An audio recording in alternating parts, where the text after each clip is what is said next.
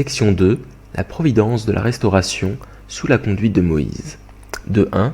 Vue d'ensemble de la providence menée par Moïse. La providence de la restauration menée par Moïse reposait sur le fondement pour le Messie établi dans la famille d'Abraham. Toutefois, le principe exigeait encore que Moïse lui-même établit le fondement pour le Messie en restaurant par l'indemnité le fondement de foi et le fondement de substance.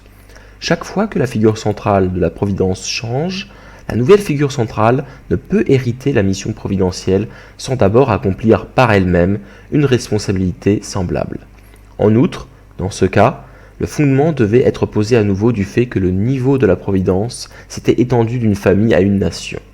Comme nous le verrons, dans la providence de la restauration menée par Moïse, les conditions d'indemnité requises pour poser ces fondements différaient assez nettement de celles des cours antérieurs.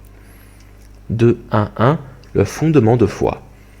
2.1.1 La figure centrale pour restaurer le fondement de foi. Moïse était la figure centrale pour restaurer le fondement de foi. Un fondement de foi devait être posé à nouveau pour commencer le cours du retour à la terre promise de Canaan sur le fondement des 400 ans d'esclavage dus à la faute d'Abraham dans son offrande symbolique. Avant d'étudier comment Moïse a établi le fondement de foi, examinons d'abord la position providentielle de Moïse en relation avec Jésus et ensuite, dans la prochaine section, déterminons en quoi il différait des figures centrales précédentes qui furent appelées à poser un fondement de foi. Premièrement, Moïse fut placé dans la position de représenter Dieu, agissant à sa place. Dieu lui dit qu'il devait être comme Dieu. Pour Aaron, il dit aussi « Vois, j'ai fait de toi un Dieu pour Pharaon, et Aaron, ton frère, sera ton prophète. » Deuxièmement, Dieu établit Moïse pour préfigurer Jésus. En permettant à Moïse de se tenir dans la position de Dieu devant Aaron et le Pharaon, Dieu l'établit comme précurseur de Jésus, l'incarnation unique de Dieu.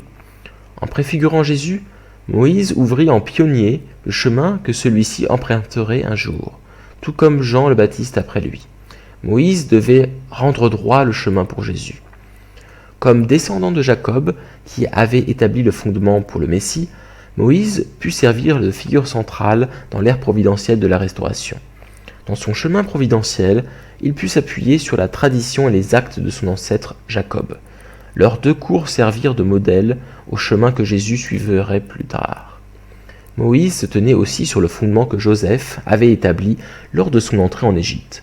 La vie de Joseph était une autre préfiguration de la vie de Jésus. Étant fils de Rachel, la femme de Jacob représentant le côté de Dieu, et frère cadet des fils de Léa, la femme de Jacob représentant le côté de Satan, Joseph se tenait dans la position d'Abel.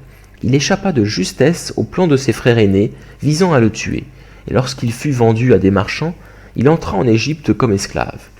Or, il fut élevé à la dignité de premier ministre d'Égypte vers l'âge de 30 ans. Ses frères et son père vinrent en Égypte, se prosternèrent humblement devant lui, accomplissant ainsi le rêve prophétique qu'il avait eu dans son enfance.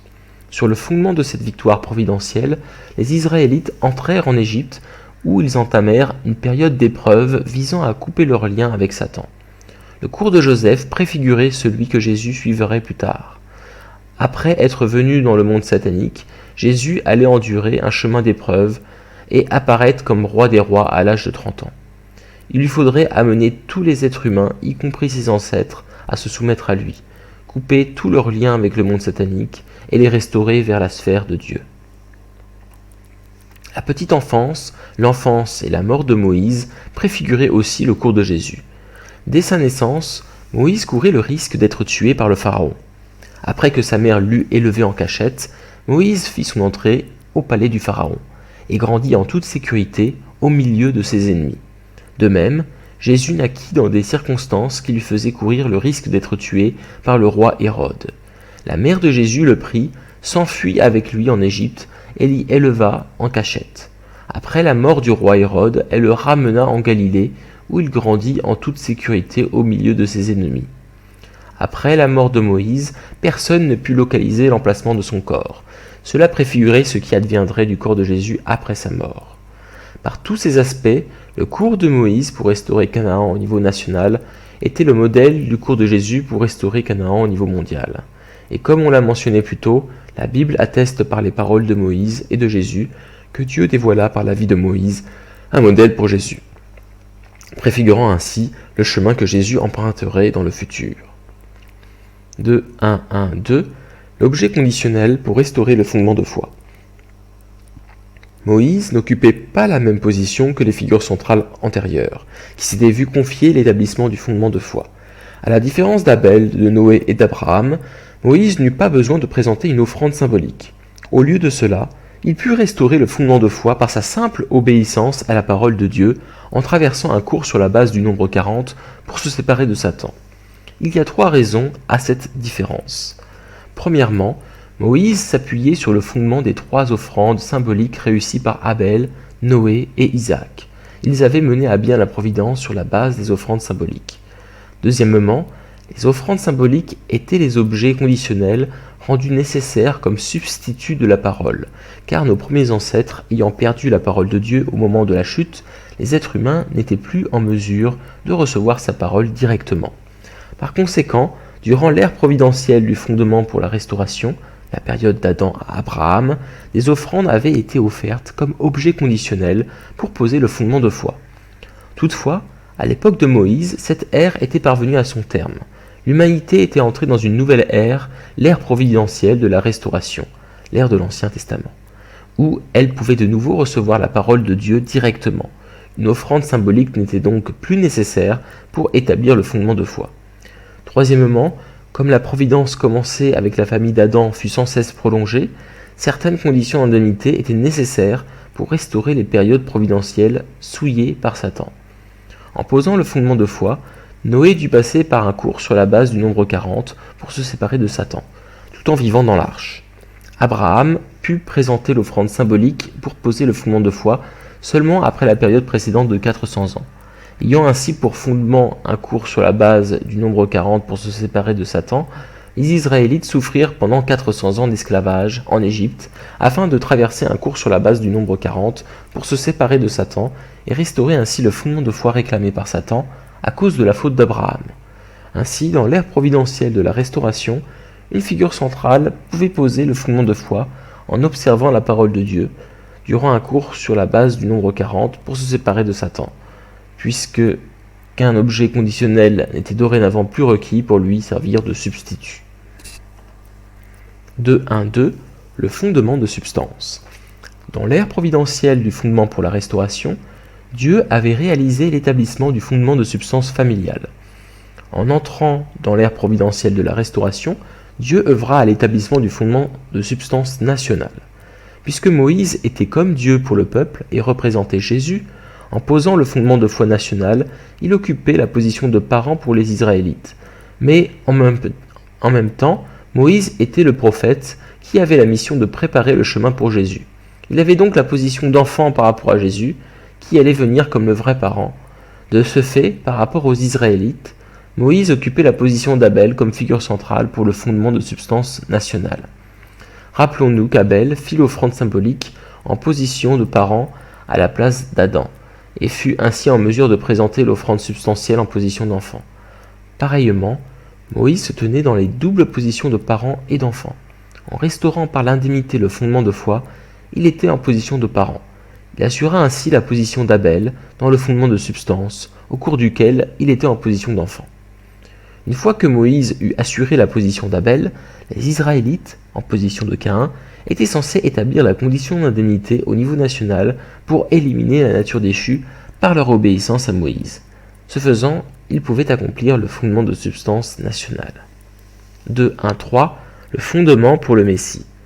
Moïse devait restaurer par l'indemnité le fondement de foi national, et les Israélites, sous la conduite de Moïse, devaient restaurer par l'indemnité le fondement de substance nationale.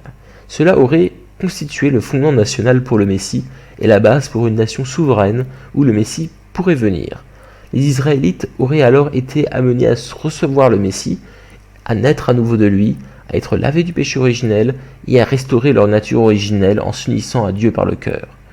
De la sorte, ils pouvaient atteindre leur but ultime qui était de devenir parfaits. 2. Les cours pour restaurer Canaan au niveau national sous la conduite de Moïse. Moïse fit sortir les Israélites d'Égypte, le monde satanique avec des miracles et des signes. Il leur fit traverser la mer Rouge et les fit errer dans le désert avant d'entrer dans la terre promise de Canaan. Cela préfigurait le cours de Jésus pour conduire les chrétiens, le deuxième Israël. Par des miracles et des signes, Jésus arracherait les chrétiens à leur vie de péché et les conduirait en toute sûreté à travers la mer troublée du mal. Il les emmènerait dans un désert privé de l'eau qui donne la vie, avant de les guider jusqu'au jardin d'Éden promis par Dieu. Tout comme le cours pour restaurer Canaan au niveau national sous la conduite de Moïse a nécessité 3 tentatives en raison de l'incrédulité des Israélites, il y a eu 3 tentatives lors du cours pour restaurer Canaan au niveau mondial sous la conduite de Jésus, à cause de l'incrédulité de Jean le Baptiste et du peuple juif à cette époque. Pour éviter les répétitions, on n'entrera pas ici dans une comparaison détaillée des cours de Moïse et de Jésus. Toutefois, les parallèles deviendront évidents en comparant cette section à la suivante. 2.2.1 Le premier cours pour restaurer Canaan au niveau national. 2.2.1.1 Le fondement de foi. Après 400 ans d'esclavage en Égypte, la période d'indemnité exigée des Israélites à cause de la faute d'Abraham arriva à son terme. Pour que Moïse devienne la figure centrale, restaurant le fondement de foi et se qualifie afin de mener les Israélites hors d'Égypte, il devait en tant qu'individu hériter de la période d'indemnité nationale de 400 ans et traverser un cours sur la base du nombre 40 pour se séparer de Satan. En outre, Moïse avait à restaurer par l'indemnité le nombre 40 qu'Adam non déchu aurait dû accomplir pour établir son fondement de foi. Pour réaliser ces buts, Moïse fut amené dans le palais du Pharaon, centre du monde satanique, et y demeura 40 ans. Durant son séjour au palais, Moïse fut éduqué par sa mère, qui, à l'insu de tous, était employée pour être sa nourrice. Elle lui communiqua secrètement la conscience et la fierté d'appartenir au peuple élu. Malgré le confort de la vie du palais, Moïse conserva une loyauté et une fidélité inébranlables à la lignée d'Israël. Après 40 ans, il quitta le palais, aimant mieux être maltraité avec le peuple de Dieu que de connaître la jouissance éphémère du péché. Aussi, durant les 40 ans de sa vie au palais du Pharaon, Moïse traversa un cours sur la base du nombre 40 pour se séparer de Satan et restaura par là même le fondement de foi. 2.2.1.2 Le fondement de substance. Moïse était dans une double position de parent et d'enfant. En établissant le fondement de foi, il assura aussi la position d'Abel pour le fondement de substance. Les Israélites qui étaient dans la position de Caïn étaient censés suivre Moïse et lui obéir avec foi. En s'unissant ainsi à la volonté de Dieu par l'intermédiaire de Moïse et en multipliant le bien, ils auraient accompli la condition d'indemnité au niveau national pour éliminer la nature déchue et ils auraient établi le fondement de substance national. Les Israélites devaient poser le fondement de substance en suivant Moïse depuis leur sortie d'Égypte jusqu'à leur entrée dans la terre bénie de Canaan. Dieu établit la condition préalable à ce cours avec l'acte de Moïse tuant un Égyptien. Voyant l'un de ses frères maltraité par un maître de corvée égyptien, Moïse sentit monter en lui un amour brûlant pour son peuple. Il tua l'Égyptien et le cacha dans le sable. En un sens, c'était une expression du cœur de Dieu brûlant d'indignation alors qu'il regardait l'affliction de son peuple. À ce moment-là, les Israélites allaient-ils s'unir à Moïse ou se désolidariser de lui ?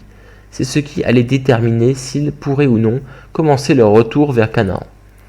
Quand Moïse tua l'Égyptien, Dieu utilisa cet acte pour accomplir ce qui suit. Premièrement, l'archange avait poussé nos premiers ancêtres à chuter et Caïn a tué Abel. Telles sont les conditions qui ont permis à Satan, en utilisant la position de fils aîné, d'orienter le cours d'une histoire remplie de péchés. C'est pourquoi, avant que Dieu ne puisse commencer la providence pour restaurer Canaan, quelqu'un du côté de Dieu devait remplir la condition de restaurer cette situation par l'indemnité, en l'emportant sur quelqu'un du côté de Satan, représentant le fils aîné. Deuxièmement, cet acte coupa définitivement tout reste d'attachement de Moïse au palais du Pharaon et le plaça dans une situation telle qu'il ne pourrait jamais y revenir. Enfin, par cet acte, Dieu voulait inciter les Israélites à avoir confiance en Moïse en leur montrant qu'il était un patriote israélite. Comme nous le verrons, ces raisons sont comparables à celles pour lesquelles, dans le deuxième cours pour restaurer Canaan au niveau national, Dieu frappa tous les premiers-nés des Égyptiens et de leur bétail. Les Israélites, témoins de l'acte de Moïse tuant l'Égyptien, auraient dû être profondément touchés par son amour pour Israël, tout comme Dieu l'était. S'ils avaient ressenti les choses de cette façon, ils auraient respecté Moïse, lui auraient fait confiance et l'auraient suivi avec zèle. Alors, sous la conduite de Moïse, Dieu les aurait amenés directement sur la terre de Canaan, où ils auraient établi le fondement de substance. En effet, ils n'auraient pas eu à traverser la mer Rouge, ni à errer dans le désert de Sinaï, mais auraient pris le chemin direct vers Canaan en passant par la terre des Philistins en un cours de 21 jours. Ils auraient restauré les 21 ans de Jacob à Haran. Plus tard, dans le deuxième cours pour restaurer Canaan au niveau national, Dieu avait un motif de défiance envers les Israélites, parce que leur échec précédent à suivre Moïse avait fait échouer le premier cours pour restaurer Canaan au niveau national. Il est écrit, lorsque Pharaon eut laissé partir le peuple, Dieu ne lui fit pas prendre la route du pays des Philistins, bien qu'elle fût plus proche, car Dieu s'était dit qu'à la vue des combats, le peuple pourrait se repentir et retourner en Égypte. Pendant le deuxième cours pour restaurer Canaan au niveau national, Dieu lui fit traverser la mer Rouge après un détour par le désert, craignant non sans raison qu'il ne perde la foi au point de retourner en Égypte sans avoir mené à bien son périple. 2-2-1-3, l'échec du premier cours pour restaurer Canaan au niveau national. Si les Israélites, Caïn, avaient obéi de tout cœur à Moïse, Abel, en le suivant pour revenir en Canaan, ils auraient établi la condition d'indemnité au niveau national pour éliminer la nature déchue et poser le fondement de substance. A l'inverse, toutefois, quand ils virent Moïse frapper et tuer l'Égyptien, ils ne le comprirent pas et médirent de lui. Le jour suivant, il revint alors que deux Hébreux se battaient. « Pourquoi frappes-tu ton compagnon » dit-il à l'agresseur. Celui-ci répondit : « Qui t'a constitué notre chef et notre juge ? Veux-tu me tuer comme tu as tué l'Égyptien » Moïse effrayé se dit : « Certainement, l'affaire se sait. » Pharaon entendit parler de cette affaire et chercha à tuer Moïse. Moïse n'avait d'autre issue que de fuir le Pharaon. Abandonnant à contre-cœur les Israélites, il s'enfuit dans le désert de Madian. Le fondement de substance était réduit à néant, et le cours des Israélites pour restaurer Canaan sous la conduite de Moïse allait se répéter une deuxième et en fin de compte une troisième fois.